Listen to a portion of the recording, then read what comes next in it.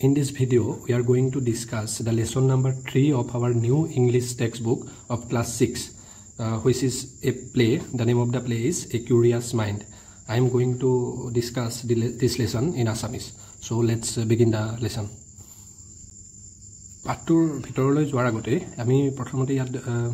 কিছু ইনফৰমেশনস দিয়া আছে আৰম্ভণিতে এইখিনি অকমান চাবৰ যত্ন কৰিম কি লিখিছে Science has contributed greatly to our daily lives. Do you agree? Discuss with your friend. Pictures of few renowned scientists from India are given for you to identify them. Write their names in the given spaces. You can find the names in the balloons. ইয়াৰ অৰ্থটো এখিনিতে আমাক ক'লে যে ইয়া তলত কেইজনমান প্ৰসিদ্ধ পাৰ্সনালিটিজ অৰ্থাৎ বা প্ৰসিদ্ধ সাইন্টিষ্টৰ নাম দিয়া আছে আৰু তেখেতসকলৰ ফটো দিয়া আছে আৰু তেখেতসকলৰ নাম এই তলত এই দুটা বেলুন বক্সত দিয়া আছে আমাক এই নাম কেইটাৰ লগত এই ছবি কেইখনৰ তলত থকা স্পেচত এই গোটেই কেইজন প্ৰসিদ্ধ ব্যক্তিৰ নাম কেইটা লিখিব দিছে আৰু আমি যত্ন কৰিম গোটেই কেইজনৰ বিষয়ে থুলমূল আভাস এটা ল'বৰ বাবে কিন্তু তাৰ আগতে আমি সকলোৱে জানোৱে সাইন্টিষ্ট শব্দটোৰ অৰ্থ কি যদি ইংৰাজীত ক'বলৈ যোৱা যায় scientist is a person who studies or practises science বুজি পাইছা সকলে এজন ব্যক্তি যি সায়েন্সৰ ক্ষেত্ৰসমূহত তেখেতে প্ৰেক্টিচ কৰে বা তাৰ গভীৰ অধ্যয়ন কৰে সেই ব্যক্তিজনকে সায়েন্সৰ যিকোনো এটা ক্ষেত্ৰত নিৰ্বাচিত ক্ষেত্ৰত এজন ব্যক্তিয়ে যেতিয়া বিতং অধ্যয়ন কৰিব বিস্তৃত জ্ঞান আহৰণৰ প্ৰয়াস কৰিব সেই ব্যক্তিজনকে আমি সায়েন্টিষ্ট হিচাপে অভিহিত কৰিব পাৰোঁ আৰু অকমান যদি বহলাই ক'ব যাওঁ হি আন্ডাৰষ্টেণ্ড হাউ থিংছ ৱৰ্ক বাই অবজাৰ্ভিং এক্সপেৰিমেণ্টিং এনালাইজিং এটসেট্ৰা বুজি পাইছা তেখেতে কি কৰিব সেই নিৰ্বাচিত যোনটো তেখেতৰ নিৰ্বাচিত এটা এজন সাপোজ এজন মানুহে মেথছৰ ক্ষেত্ৰখনক নিৰ্বাচন কৰি লৈছে তেতিয়া তেখেতে মেথছৰ কোনোবা এটা বিভাগত গভীৰ অধ্যয়নৰ প্ৰয়াস কৰিব কোনোবা এজনে মেডিকেলৰ যদি ক্ষেত্ৰখন নিৰ্বাচিত কৰে মেডিকেলৰ নিৰ্বাচিত কোনোবা এটা অংশ বিতংভাৱে অধ্যয়ন কৰাৰ প্ৰয়াস কৰে ঠিক তেনেদৰে আৰ্ট সায়েন্স আছে বায়োলজি আছে ফিজিক্স আছে কেমিষ্ট্ৰি আছে গোটেই কেইটা মানে যিকোনো এটা বিষয় হ'ব পাৰে বিজ্ঞানৰ ক্ষেত্ৰখনৰ লগত জড়িত তাৰ উপশাখাসমূহৰ যিকোনো এটা নিৰ্বাচিত বিষয়ত বিতংভাৱে বিস্তৃত অধ্যয়ন কৰা ব্যক্তিজনকে আমি সাইন্টিষ্ট হিচাপে অভিহিত কৰিম গতিকে আমি সহজ অৰ্থত গম পালোঁ সাইন্টিষ্ট মানে কি তেতিয়া আহোঁ আমি গোটেই কেইজনৰ এবাৰ চাবৰ তেখেতসকলৰ কৰ্মৰাজি থুলমূলকৈ জানিবলৈ চেষ্টা কৰোঁ আমি সকলোৱে গম পাইছোঁ এই প্ৰথম ফটোখন আছে আমাৰ সুসূত্ৰাৰ দ্বিতীয়খন হৈছে আৰ্যভট্ট তাৰপিছতে আহিলে শ্ৰীনিবাস ৰামানুজন তাৰপিছত আহিলে চি.ভি. ৰমন তাৰপিছত আহিলে কমলা চৌহানে তাৰপিছত শেষত আহিছে আমাৰ সকলোৱে পৰিচিত ডক্টৰ APJ আব্দুল কালাম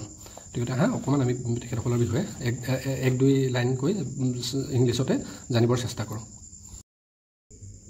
আমি ইতিমধ্যে গম পাইছোঁ আমি নামকেইটাৰ ফটোকেইখনৰ সৈতে গোটেইকেইজনৰ নাম কৈছোঁ মই ইতিমধ্যে আহোঁ আমি গোটেইকেইজনৰ বিষয়ে থুলমূলকৈ কিছু জানিবৰ চেষ্টা কৰোঁ ইয়াত কি ক'লে আমাক all the persons in the pictures are from India they are renowned scientist from India গতিকে আমি গোটেইকেইজনে হৈছে ভাৰতৰ ব্যক্তি গতিকে প্ৰথমজন মই ক'লোঁ ইতিমধ্যে সুসূত্ৰা he was N ancient Indian doctor known as the father of surgery he root সুসূত্ৰা সংহিতা এ famous book on medicine he knew how to do চাৰ্জাৰীজ thousands of years এগো গতিকে তেখেতক কি বুলি জনা যায় শল্য চিকিৎসাৰ পিতৃ আমি জানো মেডিকেল টাৰ্ম চাৰ্জাৰী কৰা বুলি যে কয় সেই চাৰ্জাৰীৰ তেখেত হৈছে পিতৃ আৰু তেখেতে লিখা কিতাপখনৰ নাম হৈছে সুসূত্ৰা সংহিতা এই সুসূত্ৰা সংহিতাখন কি হয় এখন ফেমাছ মেডিচিনৰ ঔষধৰ এখন কিতাপ হয় আৰু ইণ্টাৰেষ্টিং কথাটো হ'ল কি 1000 বছৰ আগতেই তেওঁ জানিছিল কেনেকৈ চাৰ্জাৰী কৰা হয় বা শল্য চিকিৎসা কেনেকৈ কৰা হয় ঠিক আছে দ্বিতীয়জন হৈছে আৰ্যভট্ট ক'লোঁ ইতিমধ্যে এই আৰ্যভট্টৰ কথাটো আমি জানোৱেই সকলোৱে তেওঁ শূন্য আৱিষ্কাৰ কৰিছিলে কি লিখিছে চোৱা he wrote one of the first great mathematician and astronomers of ancient India he discovered the number 0 and explain how numbers work গতিকে কি কৈছে তেখেত ভাৰতৰ ইতিহাসৰ এজন প্ৰসিদ্ধ মেথমেটিচিয়ান আছিল আৰু তেওঁ 0 আৱিষ্কাৰ কৰিছিল he also' said that the earth moves around the sun and also' spins on its axis আৰু তেখেতে কি কৈছিলে এই পৃথিৱী কি কৈছে সূৰ্যৰ চাৰিওকাষে পৰিভ্ৰমণ কৰি থাকে ঠিক আছে আৰু তৃতীয়তে আহিলে কোন শ্ৰীনিবাস ৰামানুজনৰ বিষয়টো কি কৈছে he was a self taught math genius from India self taught মানে তেখেতে নিজেই পঢ়ি তেখেতৰ কোনো ফৰ্মেল এডুকেশ্যনৰ অবিহনে তেখেতে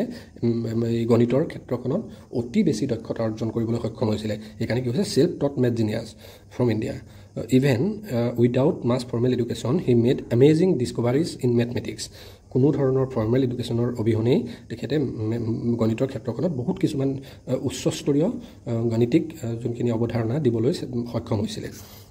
ঠিক আছে his work is still used by scientist and mathematicians today আৰু তেখেতৰ যোনখিনি ফাইণ্ডিংছ আছে সেইখিনি বৰ্তমানো প্ৰাসংগিক হৈয়ে আছে আৰু সকলোৱে তাৰ ওপৰত চৰ্চা কৰে অধ্যয়ন কৰে বিতংভাৱে ঠিক আছে সেইখিনি কথা কৈছে আৰু দ্বিতীয়জন এতিয়া আমি চতুৰ্থখন ফটোলৈ চতুৰ্থখন ফটোত থকা ব্যক্তিজন হৈছে ডক্টৰ চি ভি ৰমন আৰু তেখেতক লৈ গোটেই চেপ্টাৰটো আমি গম পাইছোঁ ইতিমধ্যে আৰু কি কৈছে He was a great Indian scientist who discovered Raman effect. He won the Nobel Prize in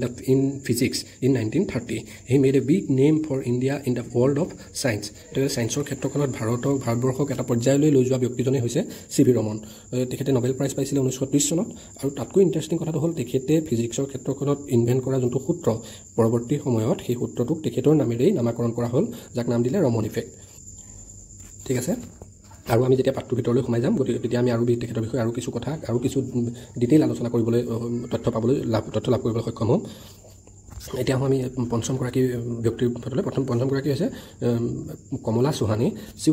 was the first Indian women to get PhD in science তেওঁ কি কৈছে ছায়েন্সৰ ক্ষেত্ৰখনত PhD লাভ কৰা প্ৰথমগৰাকী ভাৰতীয় মহিলা হৈছে Kamala Sohonie she worked hard to prove that girls can do science too মহিলায়ো যে বিজ্ঞানৰ ক্ষেত্ৰখনত অধ্যয়ন কৰিব পাৰে বিজ্ঞানৰ ক্ষেত্ৰখনত বহুত বেছি আগলৈকে গৈ সুনাম কঢ়িয়াই আনিব পাৰে বিতং ষ্টাডি অধ্যয়ন কৰিব পাৰে ভিন ভিন ক্ষেত্ৰৰ গভীৰ অধ্যয়ন কৰিব পাৰে এইটো তেখেতে প্ৰুভ কৰি থৈ গৈছে her research help improve health and nutrition তেখেতৰ যোনটো তেখেতে কোনটো ক্ষেত্ৰত আমি গম পালোঁ কোনটো ক্ষেত্ৰত তেখেতে অধ্যয়ন কৰিছিলে তেখেতৰ ক্ষেত্ৰখন আছিলে চিকিৎসা বিজ্ঞানৰ এজন প্ৰসিদ্ধ বিজ্ঞানী আছিলে কমলা চৌহানী শেষৰজন বিজ্ঞানী আমি সকলোৱে চিনি পাইছোঁ আমাৰ ভাৰতবৰ্ষৰ বৰ্তমানলৈকে ৰাষ্ট্ৰপতিৰ ক্ষেত্ৰত আটাইতকৈ জনপ্ৰিয় ৰাষ্ট্ৰপতি যুৱ সমাজৰ মাজত অতিকৈ জনপ্ৰিয় যোনজন ৰাষ্ট্ৰপতি তেখেতে হৈছে ডক্টৰ APJ আব্দুল কালাম আৰু তেখেতৰ বিষয়ে ইয়াত কি লিখিছে he was a brilliant scientist and also' president of India ঠিক আছে he worked on many space and missile project ঠিক আছে কি কৈছে তেখেতক আমি সকলোৱে জানো তেখেত he is known as missile man of India গতিকে তেখেতে স্পেচ মহাকাশ বিজ্ঞানৰ ক্ষেত্ৰত বহুত কাম কৰি থৈ গৈছে মিছাইল প্ৰজেক্ট কিছুমান কৰি থৈ গৈছে ভাৰতবৰ্ষৰ বাবে আৰু কি কৈছে চিলড্ৰেন লভড হিম ছাত্ৰ ছাত্ৰীয়ে তেখেতক বহুত বেছি ভাল পাইছিলে and he always told them to dream big আৰু তেখেতে ছাত্ৰ ছাত্ৰীক কোৱা আটাইতকৈ বেছি যোনটো তেখেতে জোৰ দি কোৱা কথাষাৰি আছিলে ছাত্ৰ ছাত্ৰীক ডাঙৰ সপোন দেখিবলৈ তেখেতে অনুপ্ৰাণিত কৰিছিলে ঠিক আছে সপোন যেতিয়া আমি দেখোঁ কোনোবা এটা পৰ্যায় কোনোবা এটা বিভাগৰ আমি ধৰা এটা বিভাগৰ আমি চাকৰি হওক বা কৰ্মত ডাঙৰ হৈ সেই ক্ষেত্ৰখন নিৰ্বাচিত কৰি তাত নিয়োজিত হ'ব বিচাৰোঁ তেতিয়া আমি কি কৰিব লাগিব সেই ক্ষেত্ৰখনৰ আটাইতকৈ উচ্চ পৰ্যায়ৰ যোনটো মানে পজিশ্যন আছে যোনটো কাম আছে সেই তালৈকে আমি সপোন দেখিব লাগিব ঠিক আছে যেতিয়া আমাৰ সপোনটো ডাঙৰ হ'ব তেতিয়া আমাৰ কষ্টও সেইটো মতে কৰিবলৈ হেঁপাহ জাগিব আৰু যেতিয়া আমি সেই হিচাপত কষ্ট কৰিম আমি উচ্চ এটা পৰ্যায় লাভ কৰিবলৈ নিশ্চিতভাৱে সক্ষম হ'ম গতিকে এইখিনি আছিলে আমাৰ পাঠটোৰ জৰিয়তে দিয়া ভাৰতীয় চাইণ্টিষ্ট কেইজনমানৰ নাম ইয়াৰ উপৰিও আন বহুতো আছে আমি ইয়াৰ উপৰিও থকা আন বহুতো যিমান পাৰোঁ আমি সিমান ইয়াৰ লগত সংগতি ৰাখি অধ্যয়ন কৰাৰ প্ৰয়াস কৰিব লাগিব ঠিক আছে তেতিয়াহে আমাৰ নলেজটো এনহেঞ্চ হ'ব অকল কিতাপত দিয়া কেইজনৰ নামকে যদি আমি ইয়াতে যদি সামৰি থৈ দিওঁ আমাৰ যদি আৰু উৎসুকতা নাজাগে যে আৰু জানিবৰ যদি মন ইচ্ছা নাযায় তেতিয়াহ'লেতো অসম্ভৱ যেনেকৈ ধৰা এতিয়া আব্দুল কালামৰ বিষয়ে এইখিনি পালোঁ গতিকে আৰু যদি কাৰোবাৰ পঢ়িবলৈ মন যায় তেখেতৰ যোনখন অট'বায়'গ্ৰাফী আছে উইংছ অফ ফায়াৰ ছাত্ৰ ছাত্ৰীৰ বাবে যোনখন প্ৰত্যেকটো ৰিজনেল লেংগুৱেজত তাৰ অনুবাদ আছে অসমীয়াত হ'ল এইখনক ক'ব অগ্নিৰ ডেউকা গতিকে আমাৰ ছাত্ৰ অৱস্থাতে সেইখিনি যোনখিনি ছাত্ৰ উপযোগী বায়'গ্ৰাফী জীৱনী মহান ব্যক্তিসকলৰ পঢ়াৰ প্ৰয়াস কৰিব লাগে যিকোনো পৰ্যায় মানে পঢ়াখিনি পক্ষত কিনি হওক যেনেকৈ হওক সেই বায়'গ্ৰাফীখিনি সেই জীৱনী মহান ব্যক্তিসকলৰ জীৱনীখিনি অধ্যয়ন কৰাৰ প্ৰয়াস কৰিব লাগে ঠিক আছে মই তোমালোকৰ সুবিধাৰ্থে এইখিনিতো ইণ্ডিয়াৰ পৰা দিলে আৰু আমি চাওঁচোন আৰু গোটেই বিশ্বৰ আৰু তিনিজন তেনেকুৱা চাইণ্টিষ্টৰ নাম মই তোমালোকক ইয়াতে দিবলৈ যত্ন কৰিছোঁ তোমালোকে অকণমান চোৱাচোন ৰিনাউন চাইণ্টিষ্ট ফ্ৰম ৱৰ্ল্ড আমাক ইয়াত ইণ্ডিয়াৰ বিষয়ে দিলে মই তোমালোকক আৰু 4-5জন ৱৰ্ল্ডৰ গোটেই বিশ্ব প্ৰসিদ্ধ ভিন বিশ্বৰ বিভিন্ন প্ৰান্তৰ 2-4জন চাইণ্টিষ্টৰ নাম দি দিছোঁ আৰু সদুশেষত অসমৰ পৰা বিজ্ঞানৰ ক্ষেত্ৰখনত নাম উজ্জ্বল ল'বলৈ সক্ষম হোৱা 2-4জন ব্যক্তিৰ নামো ইয়াত দিবলৈ চেষ্টা কৰিছোঁ তোমালোকে এইখিনিও যত্ন কৰিবা পঢ়িবা লিখিবা পাৰিলে ফটোকেইখনৰ সৈতে এখন চাৰ্ট পেপাৰ বনাই ক্লাছৰুমতে হওক নিজৰ পঢ়া কথাতে হওক লগাবৰ চেষ্টা কৰিবা কি হ'ব বস্তুবোৰ আমাৰ মানে আমি মটিভেটেড হৈ থাকিম আমাৰ সেইটোৱে ড্ৰিম বিগৰ অৰ্থটোৱে সেইটো ঠিক আছে চাওঁচোন অকণমান প্ৰথমজন ইয়াতে ৰিনাউন চাইণ্টিষ্ট ফ্ৰম ৱৰ্ল্ডত কি দিছোঁ ইয়াতে এলবাৰ্ট আইনষ্টাইন ক'ৰ হৈ থাকে Germany USA He discovered the theory of relativity which explains how time and space work. His equation E equal to mc square is very famous. He was curious and loved learning from a young age. ঠিক আছে বুজি পাইছোঁ আমি সকলোৱে তেখেতে discover the theory of relativity and which explains how times and space work মানে মহাকাশ বিজ্ঞানৰ লগত তেখেত জড়িত এজন ব্যক্তি তেখেতৰ ৰিলেটিভিটিৰ এটা থিয়ৰী আছে ডাঙৰ হৈ যেতিয়া ছায়েন্সৰ ক্ষেত্ৰখনত আৰু বেছি পঢ়িবা বা হায়াৰ ক্লাছেছলৈ যাবা তেতিয়া এইখিনি আৰু বিতংকৈ গম পাবা কিন্তু এলবাৰ্ট আইনষ্টাইন নামৰ যে এজন বিজ্ঞানী আছিলে তেখেতে মহাকাশৰ ওপৰত মহাকাশ বিজ্ঞানৰ ওপৰত কাম কৰিছিলে অন্ততঃ সেইটোকে যদি এতিয়া জানি থওঁ মানে অন্ততঃ নামটোৰ লগত পৰিচয় হৈ থকাটো বহুত ডাঙৰ কথা ঠিক আছে তাৰপিছত আৰু দ্বিতীয়গৰাকী আহিছে কোন মেৰী কিউৰীৰ বিষয়ে তেখেত ক'ৰ হয় ফ্ৰেঞ্চ পোলেণ্ডৰ She was the first person to win 2 Nobel Prizes. She discovered radium and polonium, which are radioactive elements. Marie Curie's work helped in the treatment of cancer. ঠিক আছে এইটো কিমান এটা মহান কাম তেখেতে এনেকুৱা এজন ব্যক্তি যি এইগৰাকী মহান চাইণ্টিষ্টে কি কৈছে জীৱনকালত দুবাৰকৈ নোবেল প্ৰাইজ পাবলৈ সক্ষম হৈছিলে ঠিক আছে আৰু তেখেতৰ যোনটো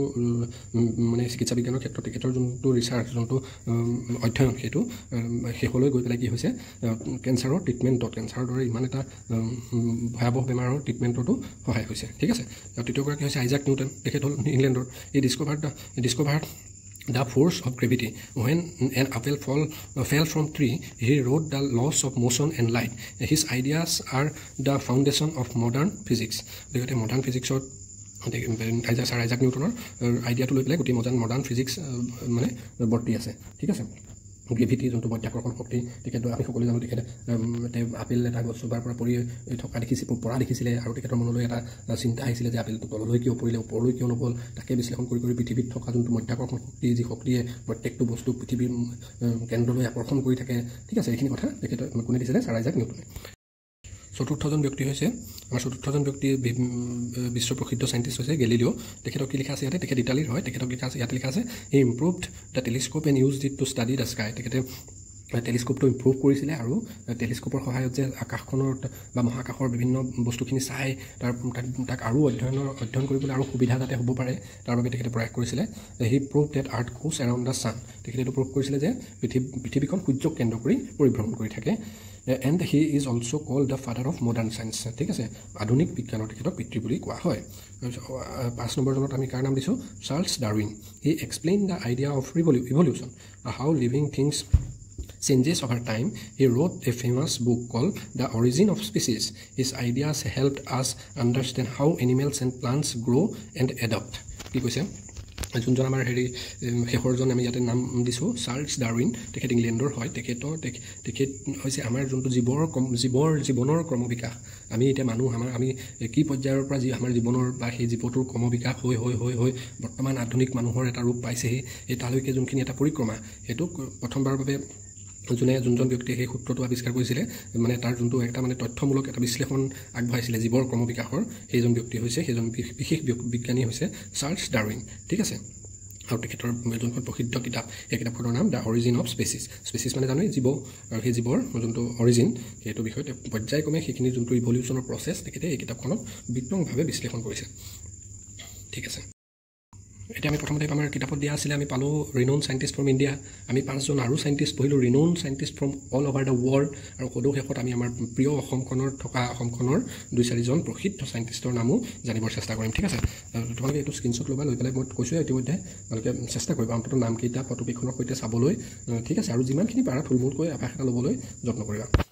প্ৰথম কথাটো হ'ল প্ৰথমজন হৈছে Jitendra Nath Goswami he is a space scientist from Assam he was the chief scientist of India's first moon mission Chandrayaan one he made Assam proud with his work at ISRO' তেখেত ঠিক আছে তেখেত মহাকাশ বিজ্ঞানী এগৰাকী তেখেত ক'ত কৰ্মৰত ইছৰ'ত কৰ্মৰত আৰু যোনখন চন্দ্ৰয়ান-1 নামৰ চন্দ্ৰযান-1ৰ যোনটো মিছন আছিলে তেখেত তাত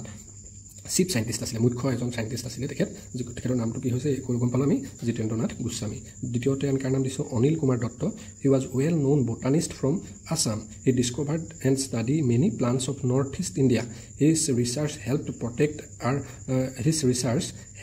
protect rare plants in the region মানে আমাৰ যোনটো নৰ্থ ইষ্টাৰ্ণ ভাৰতৰ উত্তৰ পূব প্ৰান্তত থকা কিমান আমাৰ এটা এইটো প্ৰাকৃতিকভাৱে কিমান সমৃদ্ধিশালী জেগা ইয়াতে তোমাৰ কি হয় বিভিন্ন সময়ত বৰ্তমানলৈকে আমাৰ চাইণ্টিষ্টসকলে লাখ জীৱ জন্তু গছ গছনি চৰাই চিৰিকটিৰ নাম জানিবলৈ সক্ষম হৈছে কিন্তু আৰু এনেকুৱা বহুত আছে যাৰ আজিলৈকে নামেই জানিব পৰা নাই ঠিক আছে এনেকুৱা কিছুমান মাজে সময়ে তোমালোকে যেতিয়া নিউজ পঢ়িবা ডাঙৰ হয় যেতিয়া আৰু অকণমান এইখিনি ক্ষেত্ৰত জানিবলৈ শিকিবলৈ যত্ন কৰিবা তেতিয়া লাহে লাহে গম পাই থাকিবা এইখিনি ক্ষেত্ৰত কিমান বহুত বেছি ইণ্টাৰেষ্টিং এটা টপিক হয় গতিকে তাতে এই কি কৰিছে তেখেতে এই নৰ্থ ইষ্টাৰ্ণ ভাৰতৰ যোনটো নৰ্থ ইষ্ট ইণ্ডিয়া পাৰ্ট আমাৰ উত্তৰ পূব প্ৰান্তৰ তেখেতে বহুতকেইটা ৰেয়াৰ স্পেচিছ সংৰক্ষণ তাক ৰক্ষণাবেক্ষণ দিয়াৰ প্ৰয়াস কৰিছে তাৰ উপৰঞ্চি তেখেতে বহুতকেইটা এনেকুৱা প্লাণ্ট ৰেয়াৰ প্লাণ্ট ডিস্কভাৰ কৰিছে ঠিক আছে তেখেতে মানে নামাকৰণ কৰিছে চিনাক্ত কৰিছে ঠিক আছে তৃতীয় তাৰপিছত আহিলে কাৰ নাম দিছোঁ আমি Uddhab Bharali he is an inventor from Assam who made over 100 useful machines মানে কি কৈছে এইজন উদ্ধৱ ভৰালী যোনজন তেখেত এজন ইনভেণ্টৰ তেখেত মানে বিভিন্ন ধৰণৰ মেচিন আদি প্ৰস্তুত কৰে তেখেতে ঠিক আছে আমাৰ কাৰণে বহুত বেছি এজন ইনস্পায়াৰিং আমাৰ কাৰণে আদৰ্শ এজন ব্যক্তি হ'ব পাৰে ঠিক আছে তেখেতে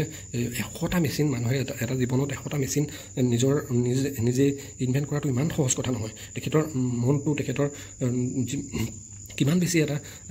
আদৰ্শমান ব্যক্তি হ'ব লাগিব তেখেতৰ অধ্যয়ন কিমান বেছি গভীৰ হ'ব লাগিব এনি টাইম মানে তেখেতে প্ৰব্লেম এটা লয় সেই প্ৰব্লেমটোক ছল্ভ কৰিবলৈ যত্ন কৰি থাকে আৰু লাহে লাহে তাক প্ৰয়াস কৰি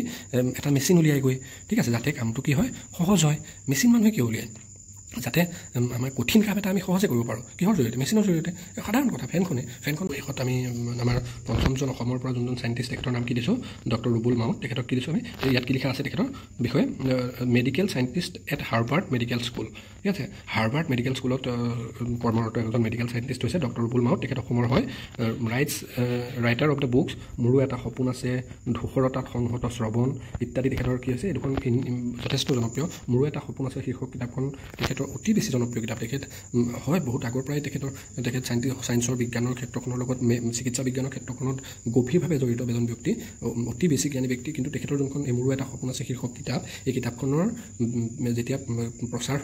হ'ল ইমান বেছি জনপ্ৰিয় হ'ল কিতাপখন ছাত্ৰ ছাত্ৰী হওক অভিভাৱক হওক সমাজৰ প্ৰত্যেকটো স্তৰৰ প্ৰতিজন ব্যক্তি ইমান বেছি মৰম দিলে ইমান বেছি আঁকোৱালি ল'লে তেখেত বৰ্তমান অসমত প্ৰায় সকলোৱে চিনি পোৱা এটা নাম হৈছে ডক্টৰ ৰুবুল মাউত তেখেতৰ কৰ্ম কৰি থকা তেখেতৰ ক্ষেত্ৰখন হৈছে known for his work on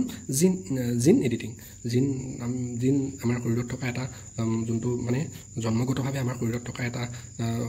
অংশ মানে জীৱৰ এটা অংশ হৈছে জিন আৰু সেইটোকে এডিটিঙৰ ক্ষেত্ৰত সেইটোক ধৰা জন্মগতভাৱে কিছুমান মানুহৰ কিছুমান বেমাৰ শৰীৰত মানে বংশানুক্ৰমিকভাৱে আহি যায় সেইটো বেমাৰ সদ্যহতে মানে নোহোৱা কৰিব পৰা নাযায় ঠিক আছে যদি আছে পিতৃ মাতৃ তেখেতৰ পৰৱৰ্তী জেনেৰেশ্যনলৈ আহে কিন্তু এই যেতিয়া আমি এইটো যোনটো জিন এডিটিঙৰ ধাৰণাটো হৈছে সেইখিনি বেমাৰ তাতে মানে এডিট কৰি পেলাই সেই জিনটোক এডিট কৰি সেই বেমাৰটো যাতে ট্ৰান্সমিট নহয় এটা জেনেৰেশ্যনৰ পৰা আন এটা জেনেৰেশ্যনলৈ তাক ৰখাই দিব পৰা এটা বহুত গভীৰ এটা চিকিৎসা বিজ্ঞানৰ ক্ষেত্ৰ ঠিক আছে গতিকে মই ইমানখিনি দিলোঁ তোমালোকক প্ৰথমতে আমি গম পালোঁ চাইণ্টিষ্ট ফ্ৰম ইণ্ডিয়া তাতে আমি যোনকেইজন ফটো আছে এই আমাৰ পাঠৰ আৰম্ভণিতে সেইখিনি বিষয়ে কিছু সেইকেইজনৰ গোটেইকেইজনৰ বিষয়ে কিছু জানিবৰ চেষ্টা কৰিলোঁ তাৰপিছত বিশ্বৰ বিভিন্ন প্ৰান্তৰ 2-4জন বিজ্ঞানীৰ বিষয়ে আমি জানিবৰ চেষ্টা কৰিলোঁ প্ৰসিদ্ধ বিজ্ঞানীৰ বিষয়ে জানিবৰ চেষ্টা কৰিলোঁ তাৰপিছত অসমৰ পৰা বিজ্ঞানৰ ক্ষেত্ৰখনত জড়িত অতিকৈ জনপ্ৰিয় কেইজনমান ব্যক্তিৰ বিষয়েও আমি কিছু জানিবৰ চেষ্টা কৰিলোঁ ইয়াৰ উপৰিও অলেখ আছে যি নিজৰ ক্ষেত্ৰখনত বহুত বেছি জ্ঞানী আৰু বহুত বেছি সমাজ হিতৈষী কাম কৰি আছে ঠিক আছে গতিকে যেতিয়াই আমি সুবিধা পাওঁ লাগিলে পেপাৰতে পাওঁ আমাৰ জ্যেষ্ঠজনৰ পৰাই শুনো আমি সেইখিনি শিকিবৰ জানিবৰ চেষ্টা কৰিম ঠিক আছে আমি ইতিমধ্যেই এই ফটোত থকা গোটেইকেইজন ভাৰতীয় প্ৰসিদ্ধ বিজ্ঞানীৰ বিষয়ে কিছু কথা জানিলোঁ আৰু লগতে আমি বিশ্বৰ বিভিন্ন প্ৰান্তৰ 2-4জন ৱেল ন'ন চাইণ্টিষ্টৰ বিষয়েও কিছু কথা জানিলোঁ লগতে আমাৰ মাতৃভূমি অসমৰ পৰা বিজ্ঞানৰ ক্ষেত্ৰখনত জড়িত ৱেল ন'ন কেইজনমান ব্যক্তিৰ বিষয়েও আমি ইতিমধ্যে জানিলোঁ এতিয়া আমি পাঠটোৰ মাজলৈ আৰু পাঠটোৰ যিহেতু কৈছোঁ এখন ড্ৰামা বা প্লে গতিকে এই প্লেখনৰ কথোপকথনখিনিৰ ভিতৰলৈ যোৱাৰ আগতে আমি এই নামটোৰ বিষয়ে কিছু কথা জানিবৰ যত্ন কৰোঁ এই কিউৰিয়াছ মাইণ্ড এটা জিজ্ঞাসু মন এটা অনুসন্ধিৎসু মন ইচ্ছুক মন এই নামটোৰ অৰ্থটো কি কিউৰিয়াছ শব্দটোৰ অৰ্থটো কি বা কিউৰিয়াছ কেনেকৈনো হ'ব পৰা যায় কিউৰিয়াছিটি আমাৰ মনত কিউৰিয়াছিটি যোনটো উৎসুকতা অনুসন্ধিৎসু মন এটা আমি কিদৰেনো গঢ় দিব পাৰোঁ তাৰ বিষয়ে কিছু কথা অকণমান জানিবৰ যত্ন কৰোঁ তাৰপিছত আমি পাঠটোৰ মাজলৈ যাম পাঠটোৰ নামটোৰ অসমীয়া অনুবাদটো মই তোমালোকক ইতিমধ্যে কৈছোঁ অসমীয়া অনুবাদটো হ'ব এটা অনুসন্ধিৎসু মন, এটা জিজ্ঞাসু মন, ঠিক আছে। এই অনুসন্ধিৎসু বা জিজ্ঞাসু শব্দটোৰ বাবে কিউৰিয়াছিটি, এই কিউৰিয়াছ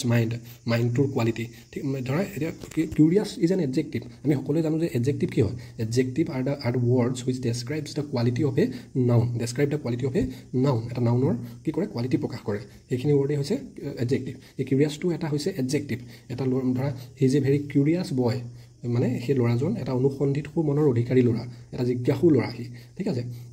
কিন্তু এই কিউৰিয়াছিটিটো আকৌ হৈছে নাউন। কিউৰিয়াছটো হৈছে এডজেক্টিভ, কিউৰিয়াছিটিটো হৈছে noun. Curiosity is the mother of all invention. গতিকে এই কিউৰিয়াছিটিটো হৈছে নাউন আৰু কিউৰিয়াছটো হৈছে এডজেক্টিভ। আমি ল'ৰাজনৰ গুণটো কি কৈছোঁ, এই কিউৰিয়াছিটিটো, কিউৰিয়াছৰ অপজিটটো কি হ'ব,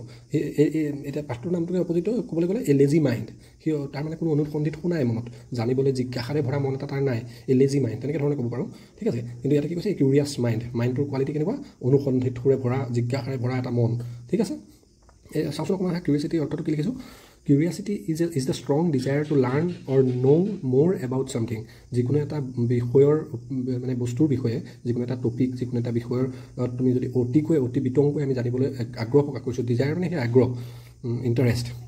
ষ্ট্ৰং ইণ্টাৰেষ্ট, আমাৰ গভীৰ ইচ্ছা আছে কোনোবা এটা বিষয়ত জানিবলৈ, সেইটোৱে হৈছে curiosity. It is the feeling that make us ask question. এইটো এটা এনেকুৱা অনুভৱ যিটোৱে আমাক প্ৰশ্ন সুধিবৰ বাবে অনুপ্ৰাণিত কৰে। এজন ছাত্ৰ বা ছাত্ৰীয়ে তেতিয়াহে প্ৰশ্ন সুধিব যেতিয়া তেখেতৰ মন, তেতিয়াহে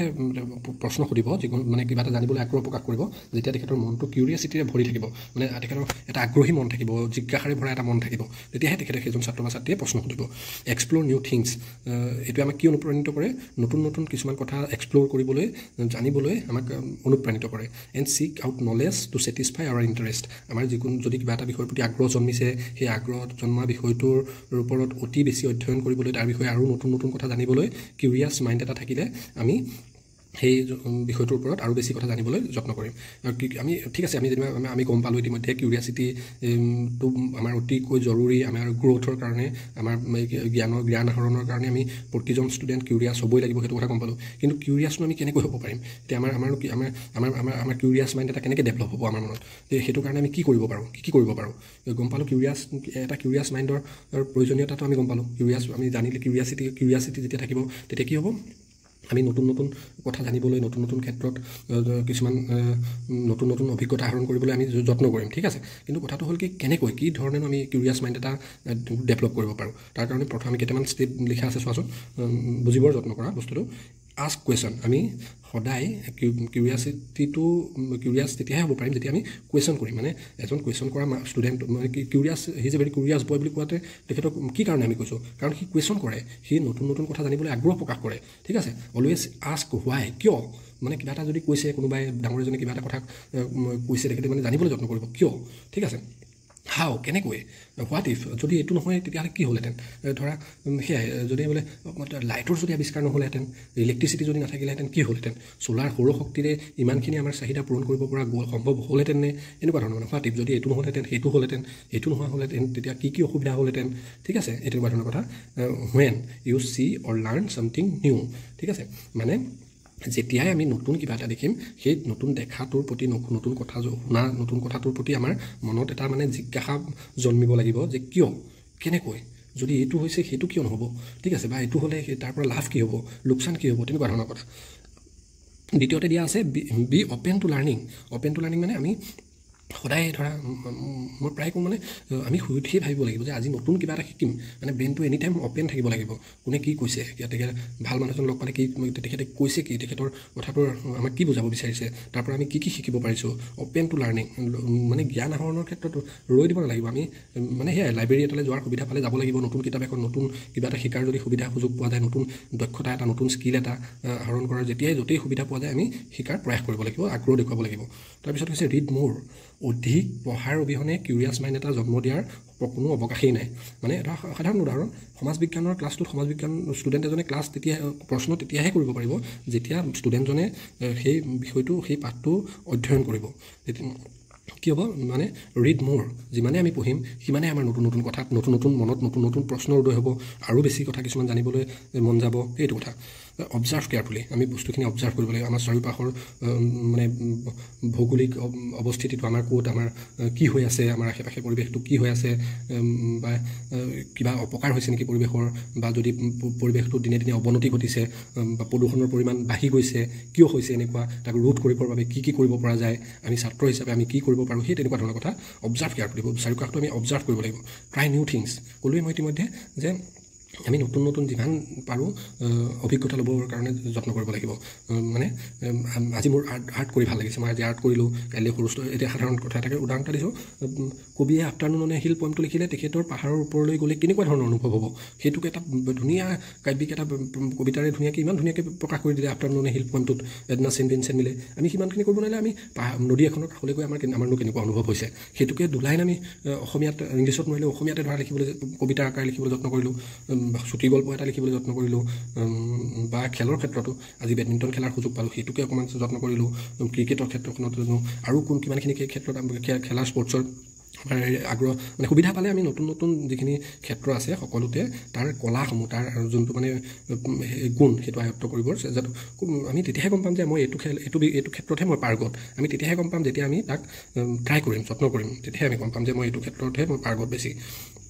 টক টু ডিফাৰেণ্ট পিপল কোনোবা এজন নতুন মানুহ লগ পাইছোঁ তেখেত ডাক্তৰ তেখেতৰ পৰা আমি দুটা কথা শিকিলোঁ পাতিলোঁ কথা কোনোবা এজন বিজ্ঞানী লগ পালোঁ বা ব্যৱসায়ী এজন লগ পালোঁ ভাল খেতিয়ক এজন লগ পালোঁ ভাল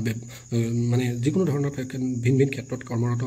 বা বয়োজ্যেষ্ঠ এজন লগ পালোঁ তেখেতৰ পৰা যিমানখিনি আমি কথা জানিব পাৰোঁ শিকিব পাৰোঁ সেইখিনি ল'বৰ যত্ন কৰিম ইমানখিনি আছিলে তোমাৰ মানে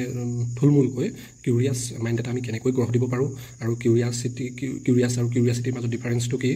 আৰু কিউৰিয়াছিটি শব্দটোৰ অৰ্থটো কি গতিকে তোমালোকে এইখিনি এবাৰ পঢ়িবা আৰু বুজিবলৈ যত্ন কৰিবা